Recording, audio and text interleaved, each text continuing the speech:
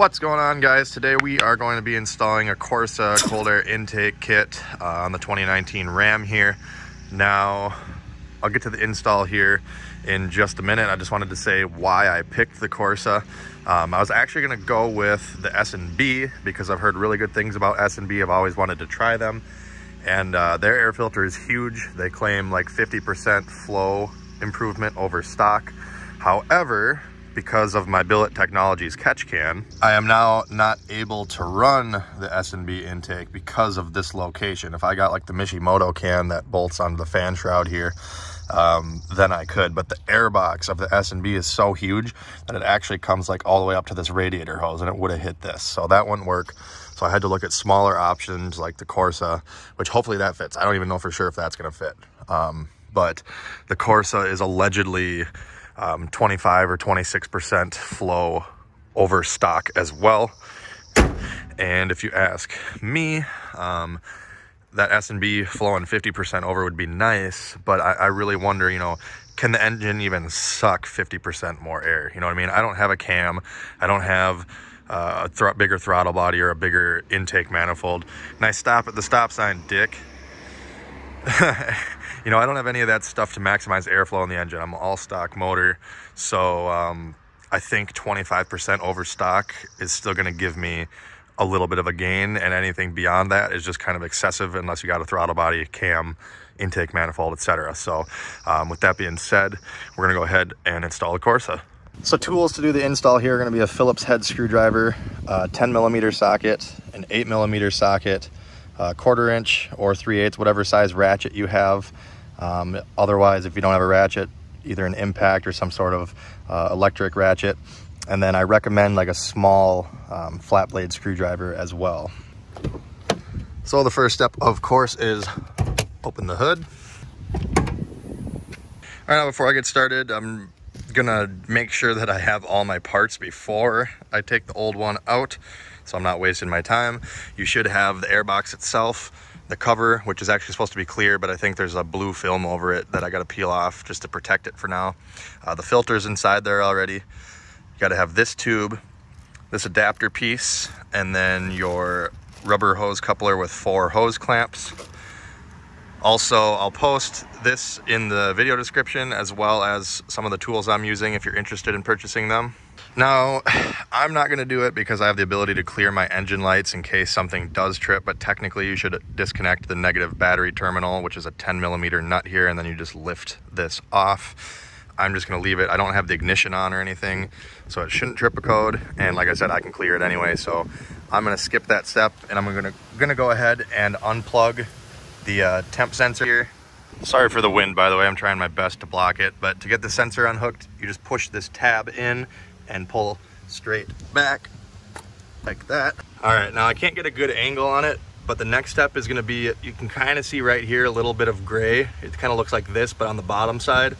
What you're gonna wanna do is push up on that piece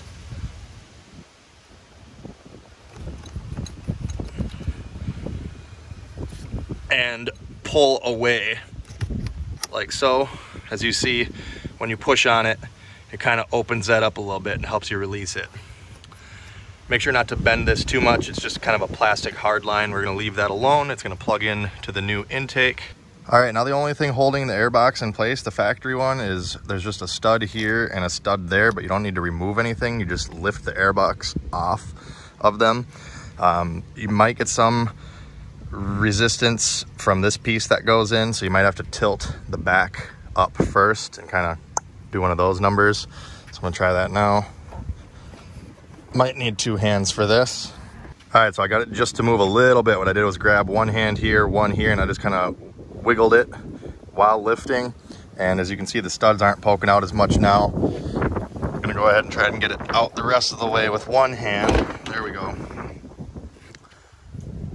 Now the last step, which I should have done first, is to remove this hose clamp here, which is either a flathead screwdriver, or you can use a 5/16 socket or an 8mm socket.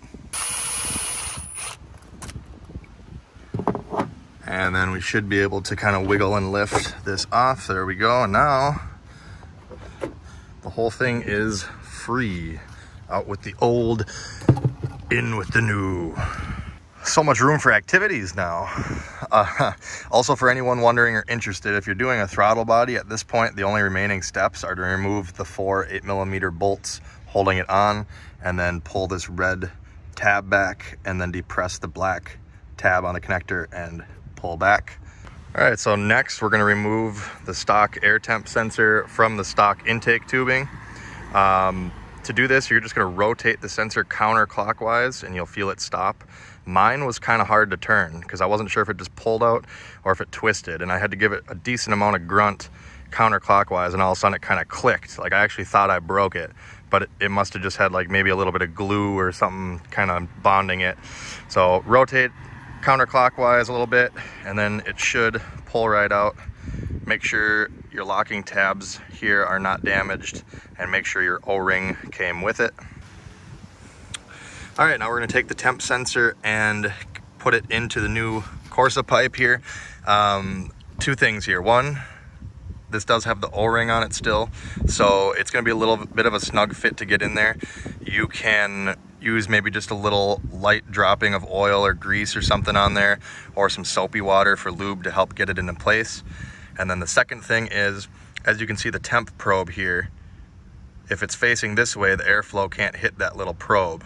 But if you rotate it this way, it can. So you want to make sure that you see the airflow is coming this direction from the engine. So we want the temp probe to be oriented like this, not like this, because it won't be getting as accurate of a temp reading in theory. That's what they say to do. So we're going to put it in like that and push it in the rest of the way. Be careful not to snap your sensor. It's just plastic, of course. Be very careful. All right, so I used a little bit of soapy water on the grommet and on the sensor itself, and I got it in this far. I also had my hand on the inside of the tube pushing up on the inside on the grommet, so that way when I'm pushing down with the sensor from the outside, it didn't push the grommet through the plastic, because it does want to just push through initially. And I got to the point where you can see it's pretty far, it's almost all the way in, but the O-ring on the sensor is starting to pop out of its groove. So I'm just gonna gently use a small flathead here and tuck it back in. We don't wanna rip the O-ring because it's still part of the seal. There we go. I'm gonna go a little more with it.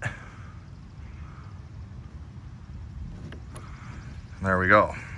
And now we can check how it's angled. We can twist it just a little bit, and that's what we want there. So the sensor should be all the way in, basically up to this little tab thing. So just make sure it's all the way in like that. And then actually I kind of changed my mind as far as the actual angle of the temp sensor. What I was saying earlier is true. You do want this to be facing the flow of the air, but I forgot that the air is coming from this side of the tube. So it's gonna be going this direction, which means the air is gonna be coming around this bend. So I'm actually gonna angle the sensor at kind of a 45. So it's kind of at an angle like this. Like that. It doesn't have to be perfect. I mean, it'll read the temp still, but I'm just trying to get it as accurate as possible. Now I'm going to use a Phillips screwdriver and remove the 4 screws from the cover here so we can access the filter and get that part set up. All right, so there's the air box. Here's our adapter piece. Now, Corsa offers 2 different filters. One is the Donaldson, which is I think a dry filter, and then they have the Volant oiled filter. This is the one that I went with. So they say next you're supposed to take and put your adapter piece into the filter and tighten the clamp down. So we're gonna do that now. Like that. And then we're gonna take our clamp. It's a round clamp, so you kind of gotta force it to be an oval and stretch it over. And then we're gonna cinch it down. Of course, it's just a hose clamp. We don't need to go too tight. I wouldn't recommend using an impact. Just use a 1/4-inch ratchet.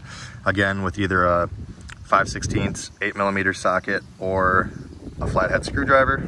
Now the next step is gonna be to take the filter, position it how you want it. I've got the metal band here on this one, and it says Volant upside down, so I'm gonna put it this way. And what we're gonna do is we're gonna fish this side down first so that piece can come out of the box.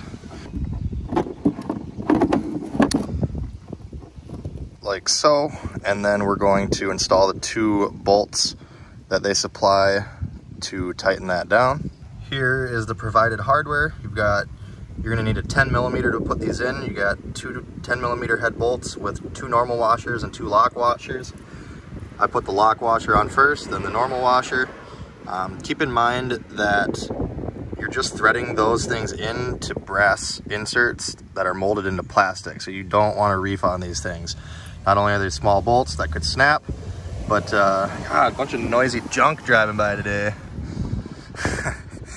You don't want to snap these, you don't want to strip them out, and you certainly don't want to pull the brass inserts out of the plastic, so don't over tighten. All right, both bolts are started. You can see that there is a minor amount of play here if you want to adjust it to get it centered or whatnot, but you should be pretty good as long as the filter's not hanging out, to go ahead and just cinch those down. And the next step is to put the airbox itself in. Now the directions said to put the filter in first, but I would argue that you should put the airbox in first, because that way you can see the holes in the bottom of the airbox there, that grommet. That's like the factory airbox where they have to slide over these studs here. So you got 4 of them, 1, 2, maybe 3, oh no, 4, 3, 4 down there. And now that the filter's in the way, it's a little harder to see, but I'm gonna get it anyway.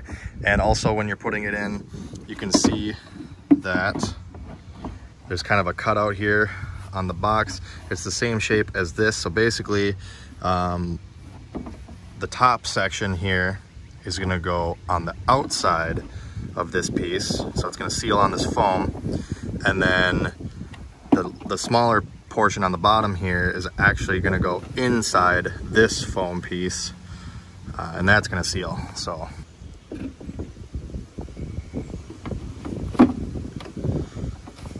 You've also got to be careful not to force the airbox down too hard if you're not perfectly lined up. As you see I did here, I pushed it down and I heard a ka-tunk, and it pushed the grommet through the box. So I had to take the box back off. Now I got to put this grommet back in and go for round 2. Okay, so this time what I did is there is one alignment stud down here. I just kind of reached under the airbox and felt for the stud, and then with my other finger felt for the grommet, got them lined up, and then just gently set it down. And then I made sure that these 2 lined up. And since I have 3 of the 4 lined up, I can only kind of guess that this back one here is lined up. So I'm gonna go ahead and gently shove down and see what happens. There we go. It went down nice this time. And I'm gonna check in there and make sure my grommets are all still in place, which it looks like they are. Now, once you get your airbox into place, we can go ahead and put that cover back on and peel our film off. So we're gonna do that now. And it's an absolute pain in the butt to try and get this started because it's cut pretty flush. I had to find just like the loosest edge that I could and kind of pick at it for a minute. And it's finally coming off.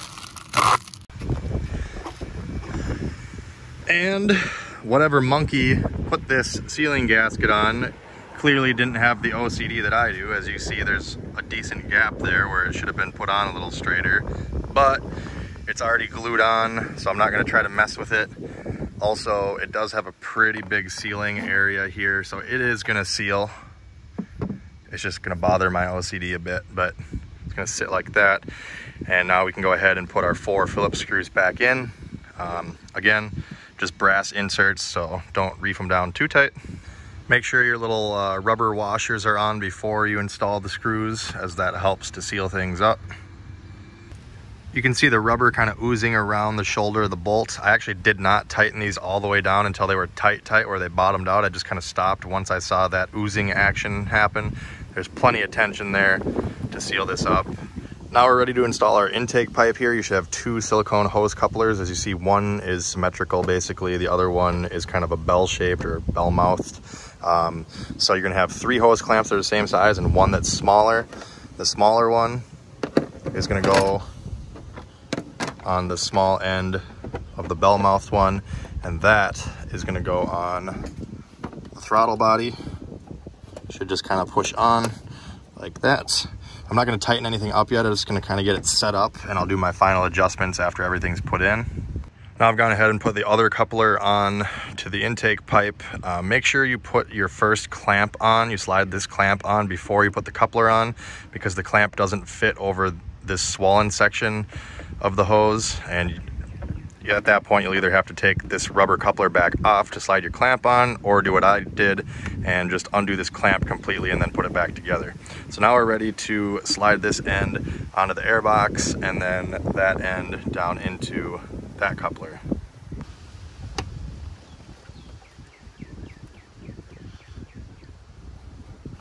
Oh.